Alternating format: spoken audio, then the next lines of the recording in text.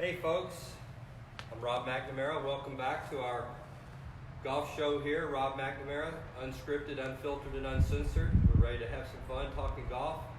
I've got our Farmington Director of Instruction with me, Scott Adland, Australia's favorite pro. He never said he was the best, he just said he'd be your favorite. So, Scott, what are we going to talk about today? My popularity, how it's growing by the day. No, a little bit of facts versus some golf tip fallacies out there today.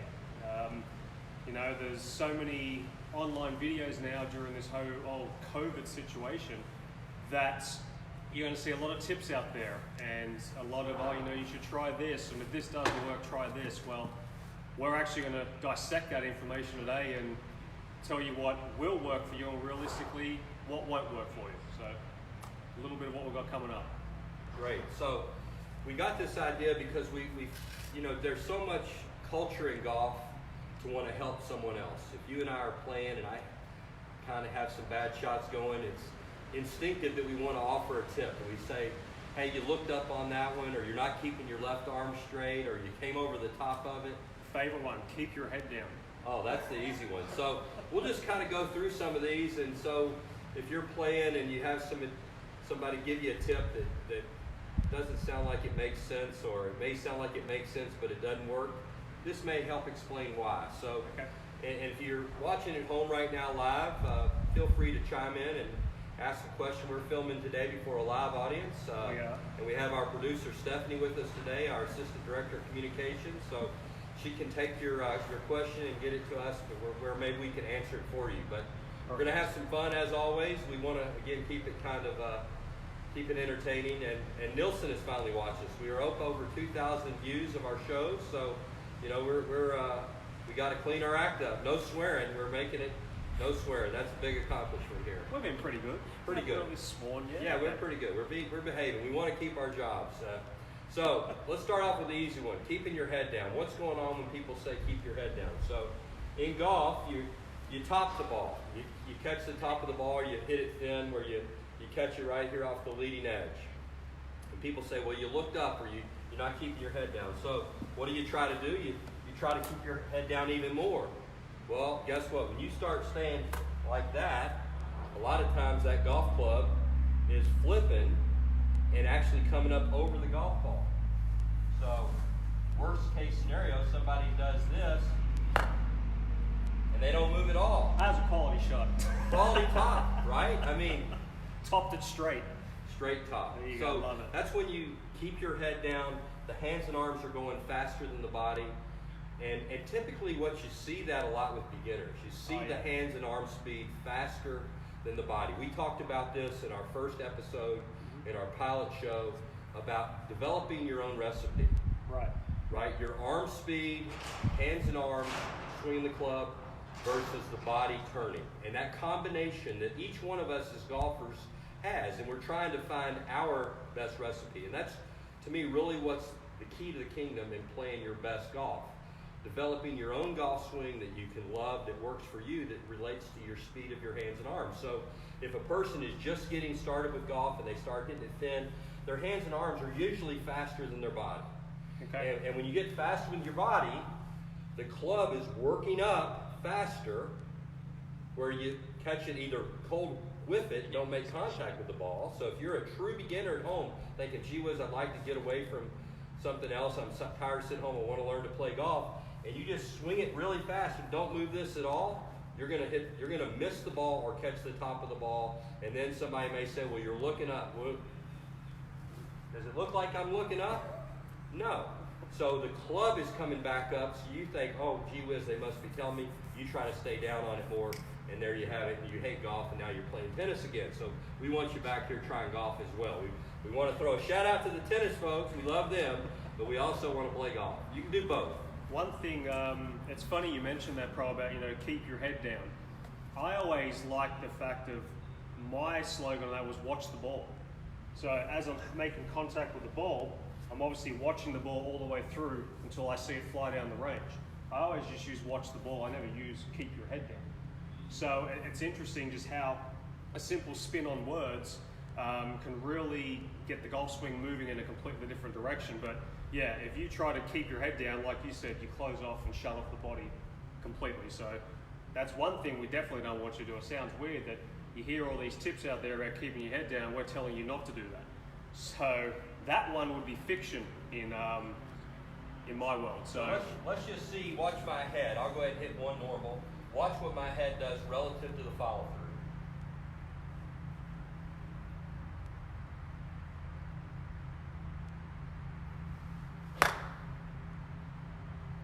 Yeah, your head really stayed down there.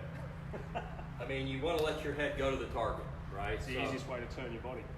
Let your head bone connect to the neck bone connect to the backbone. I'll start dancing it for you here Now in a second. we're wrapping. So the next one I hear a lot about is, you look at all these different swings out there, professional, amateur, beginner is, they're talking about their left arm or their lead arm, bent versus straight. So that's another one, keep your arm straight. So what's your take on that? So if you're purposely trying to keep your left arm straight, that's straight. That doesn't look right, does it? No. So when you take the club back and it's taut, that's where you want it. If you think of the time when you went to Bondi Beach and that pretty lifeguard took a look at you and she was trying to show off for you, and she had the whistle with the lanyard. Yeah. And all of a sudden she's trying to get Scotty A's attention there on Bondi Beach. I went body surfing there, got a hell of a sunburn there. Unbelievable, just blistered me up. That's a mixed company story if you ever had one. But so she takes that lanyard and a whistle to get your attention, and she Whips it. What does the whistle immediately do? It straightens out. Correct. So if you try to keep your arm straight, that's slow. Yeah. We want to create speed. So your arms, the minute you start turning your body, so that combination of getting some turn with your hands and arms is going to straighten your arms plenty. When you look at a picture of someone swinging, they seem like their left arm is reasonably straight. But right. if you intentionally try to do it, you way overcook that one. So that would be one that, let's just throw that one out the window and just trust that will take care of itself. And that's also, like you were telling us before, that I guess they'd lose club head speed doing that too, right? They have Keeping no their arms speed, straight. and when you lose speed and you try to control it too much, you lose total control. So that's a personality psychology moment laid out on the couch. Are you a control freak? Can you just learn to let go? Give it away. I have a good friend that says, give it away. So I always like to think if I can just give it away, Okay. we'll see what comes back at me. All right, I like that too. The most common question I get in golf lessons is, I'm over the top. Okay, we hear that at least once or twice, in every lesson I give, it's, was that one over the top? And they're nowhere near over the top, but that's the whole thing. There's this perception out there that this over the top move is creating slices and things like that. So what's your take on over the top, so to speak? So over the top, what that means, if you're just kind of new, what's he talking about? Over the top is when a person hits a golf ball, they have a swing plane, and it changes with every club in your bag. Whether if I'm hitting my driver versus a wedge here, the plane is different because the shaft lengths are different, and because the angle of the golf club into the club head is different. It's flatter with the longer clubs. So you have a plane that goes from the golf ball up through your shoulders to where your hands would be if it stayed on that straight line. And it usually sits, depending upon the club, somewhere in that range right there, okay? 45 to 60, somewhere in there. Yeah. Yep. So if you got the club out above that line, that would be, I'm exaggerating it huge, although I actually have been hit standing about right where you are by a little girl about 10 years old, nailed me in the hand. I started cut me open. A 10-year-old had it. Whoa. About 45 mile an hour club head speed is enough to cut me. But that was the most over the top I've ever seen or felt. But for the most part, people don't come that much over the top. But that's just so you can see what we're talking about the plane.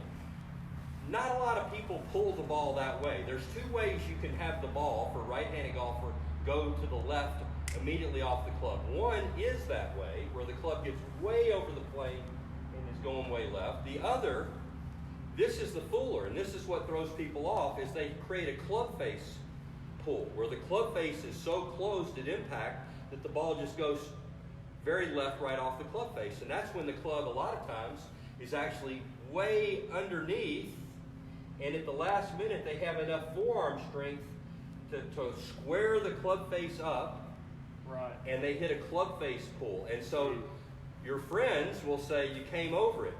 And golfers think, well, gee whiz, I must look like Mr. Haversham, who's about 95 years old, who swings like that and hits a big giant pull. Right. And so what do they try to do to self-correct? They try to come more under, which exacerbates the problem. So that's where you have to be careful of the diagnosis and understanding what it really means. And that's where the language has screwed up more people by trying to come back under the plane when they're already under. It's funny, and one thing we've learned as coaches, in the performance center here is we've obviously got the best technology to help us, right? We use TrackMan a lot. And, one of the things we see is people say, oh, the reason I sliced that shot is because my face was open. But what's the other thing they've actually got to take into consideration is the relationship between their club face and the path of the golf club. So why don't you tell us a little bit about that, face versus path, and how that is the truth behind the slice? Well, slice we've always interpreted to mean a ball that's fading to the right and ends up right of our target. But Brooks Koepka was arguably the best player in the world for at least 2 years. Yeah. And he averages swinging the club to the left of his target about 8 degrees. And he averages having his club face closed about 4 degrees. So his club face is swinging left, and his path is left, and his club face is left. 8 degrees path, 4 degrees face. Perfect cut. The relationship is 4 degrees open. And so he started it left and faded it. Now, is that optimal if he's trying to just hit the ball as far as he can hit it? No. Probably not. Yeah. But it was repeatable, and he loved his recipe. He loved his recipe between how his body and his hands and arms were working. Now, it'll be interesting to see how he gets it back and refines his recipe from the surgery. I think he had a knee surgery or something. Yeah, something not a big deal, but enough to maybe mess up his recipe. You don't want to start putting corn in your chili if you're trying to make Cincinnati chili. That's a Tex-Mex move, or that's probably a California move. Meredith Losey, my former assistant, used to put corn in her chili. That ain't my thing. I'm off the corn. I got on the corn a little bit, gained some weight back. I'm back off the corn. I'm going to lose 10 more pounds. That's going to happen. Corn-free. Corn elimination from your diet, just saying. All right, what's the next one? Well, I'm sort of going to stay on the fade or the slice for a second here. Okay. Now, it's keeping me back on. The uncensored got a little off the rails, I get it. So one thing I typically see is with golfers, if they're missing the ball right, let's not call it a slice, let's just call it missing the ball right, and it's curving a little to the right of their intended target. Well, one of the things I see all the time is they just aim further and further and further left. Well, in my opinion, that's going to create more of a path left and more of an open face, and they're going to slice it even more. So one thing I always encourage people to say, listen, golf's hard. If you're going to take up this sport, you've got to face your fear head on. If you don't want to miss it right, you've got to aim right and swing right and blend that face together. So this is straight. I'm aiming straight here. You're Okay. talking about somebody that starts fading. Yep. They start aiming way over there. This exaggerates that fade even more. That ball hit about 50 yards. You actually hit a cut. The normal pure draw of the pro, that ball actually went the opposite direction. And that ball, by the way, went about 50 or 60 yards shorter than my normal distance. Plus the wind's howling And right the to wind is left. howling. Yeah. As the camera is at least sheltered here in the Golf Performance Center. Unscripted, baby. I did not do my hair. I had a bad hair day. Let's hit another big giant fade. Let's see it. Aim left. Swing left with the open face. And there's your cut. There's your fade again. That was a shot, honestly, if I was in a pinch and really just had a gun to my head and had to hit a good shot for either the cash or a trophy or whatever. That's the fairway finder? Oh my God, Yeah. that dog would hunt. Actually, if you really want to find the fairway, tee that baby down a little bit. Interesting. Then you'll hit it a little bit more on the bottom, and that spins it more, and it can't get too far. Interesting. Yeah. So if you're under the pump, you're coming down the 72nd hole, you've got a one-shot lead, that was your fairway finder. Well, that little shot right there, teeing it down. tee it down, and then I grip down a little. Okay. It's a real cheater on them. That's all right. Hit it short. I was fine with that. It's just, I didn't need a train wreck. It's not how, it's how many, baby. It's I don't not mind how. having a little fender bender along the way. No train wrecks, baby. It's not how, it's how many. Okay, and I can set up a little left and hit a hard bleeder. That's the stat man right there. And that's on the left-hand side of a cereal aisle of a Kroger store right there, baby. All right, what's the next one? Get me back on focus here. Get me back on focus. I'm off the rails. Weight shift. Weight shift. Ooh, that's a good one. So, here's the thing. Most people really overdo weight shift. They try purposely to have way too much. I mean, they'll come to me and they're like right here at the top of their swing. They think, I'm not turning, I'm not shifting my weight. Here's the deal. Your body, the way it's wired, about 37% of your, according to this homunculus man, all my doctors that have gone to medical school know what I'm talking about. 37% of all your brain activity goes to your hands. 25% to your face, your feet, reproductive area get a big part of it, and then the rest of your body hardly gets any. I mean, if you were grew into scale to where your nerves go, your hands would be huge catcher's mitts, huge face, lips, all that. But your hands are where the sensitivity is. Your body may be turning, you just don't have an awareness of it. Okay. And so there's so much about turn, turn, turn, turn. I would tell you, you're holding on to the golf club with your hands and arms. Swing the golf club with your hands and arms, and your body will follow suit. It will not let you fall down. Right. What do you think running and walking is? It's controlled falling. I like that. Right? You're not going to fall down. You run with your hands and arms. It's like you see these sprinters, these Olympic sprinters, they're pumping They're their arms. pumping their arms to go faster. They don't say move your feet faster. They say move your hands and arms faster. Your body will keep up. So that's what I believe. So the other thing, we had Stephanie a minute ago before we went on camera here. She's never played golf. She grabbed a hold of a golf club, she made a swing, and she did this. Right? She kind of had a body turn and did that. The ball went nowhere. Correct. And I Sorry, said, Steph, went nowhere. She's just learning. It was her second shot ever. So Right. her third shot, I said, okay, Stephanie, all I want you to do is point the club to the sky. Yep. I didn't say anything about how to do it. I just said point the instrument to the sky. So she points the club up here. She's hitting a wedge. Bingo. She naturally swings through. She hits the ball solid. The ball pops up in the air, goes about 50 yards in the air. Case closed. Now she wants to play golf. Now she says she's going to be a pro. Love it. Say hello, Stephanie. Just Hello. I don't want him to Thank think you, it's Rob. like, Snurdly, those of you that watch Rush Limbaugh, I think he's got this fake guest. I mean, like, I've never heard the guy say a word. I mean, I think he's just talking to himself, Rush is. But anyway, Stephanie's really here. I am really here. So, Thank you, Rob. I've heard, you and I have taught a lot of ladies clinics, junior clinics together, and I hear us talking about body turn versus arms or hands, correct? And that magic saying to turn your body more, but then you came up with a great line that I use now in my lessons. It's called hand-eye coordination for a reason, right? It's not called body-eye coordination. So, tell us a little bit about that. You have a great saying about, swinging your arms and then worrying about your body last. So, talk a little bit about that. I've always believed that you should try to focus on what you want the club to do. Okay. You're holding on to the club with your hands and arms, right? So this is our link to the club. Okay. So we could get really detailed about the specifics of the grip, which, we're not doing that for this show, but It's huge how important putting your hands on the golf club correctly for you and doing it the same way every time. Yep. Okay, so now we got a hold of the golf club. Imagine if this were an axe and you were a tree. Okay. There's nobody that's going to take an axe and just do that to knock down a tree. Correct. Nobody. Because there's no instinct in that. The instinct to take an axe, you lever it, your right arm would fold, your wrist would hinge, and you take the axe and you throttle the tree. Ouch.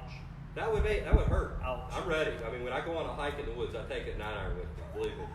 All right, I'm a little scared. Anyway, so you're holding on to the club with your hands and arms. I'm not thinking about my turn. I'm thinking about swinging the club, the instrument, with my hands and arms. I swing it up, and then I swing it through, and my body goes through. So it's more of the club swings back, and then I turn through. That is my recipe. So you're letting the weight of the club turn you, essentially. You're letting the club do the work and you're just following it, so to speak. Is that what you're meaning by that? I'm feeling it as an athlete. I mean, this golf club, about 95% of the weight is out here on the end, and it's exponential.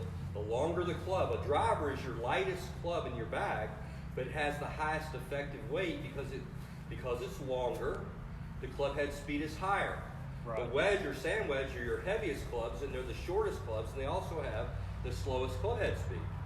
So if I swing this club or swing the club head, there was a book by Ernest Jones called Swinging the Club Head that really focused on swinging this instrument. I mean, I just think that when we start worrying about what our body is doing, what our leg turn is doing, what our hip turn is doing.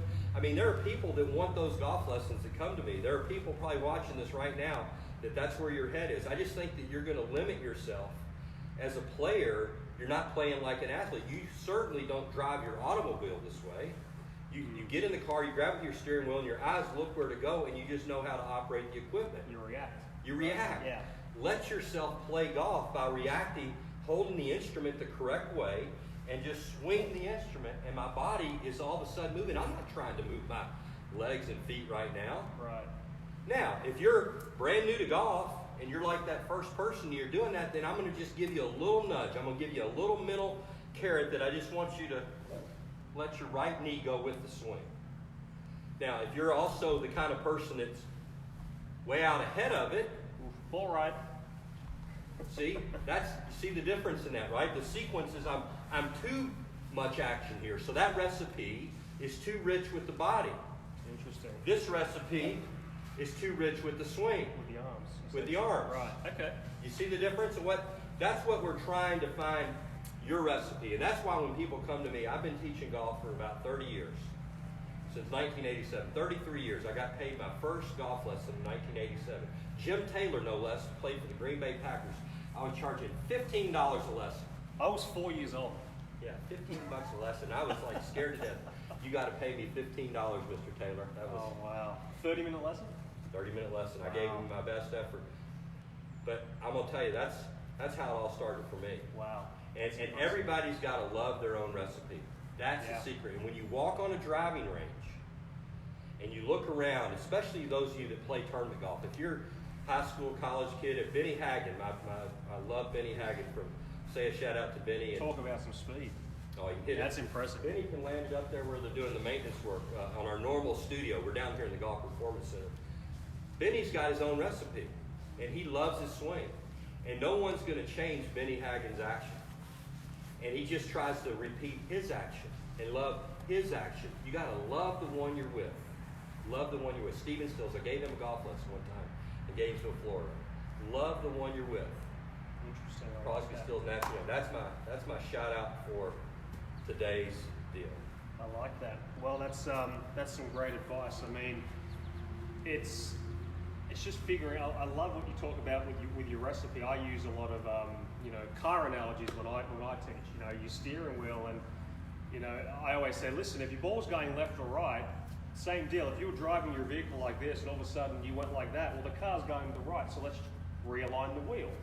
And I always say, if you've got a directional issue with your shots, right, it's always going to be in reference to the club face and what the arms and hands are doing. So I throw this at people when they go, oh, my body's not turning or whatever it may be, and I say, well, let me ask you a question. When you take your car to the mechanic and your car's pushing to the right or pulling to the left, why doesn't he rip out the engine? If the body's the whole kit and caboodle of why the car is going left or right, why doesn't he rip out the engine? No, he just aligns the steering wheel. So you use recipe, I use car analogies, but each to their own. It's like understanding what you can and what you cannot do. Half the issue I find with a lot of golfers out there and members here as well is that they look at these golf swings on TV, right?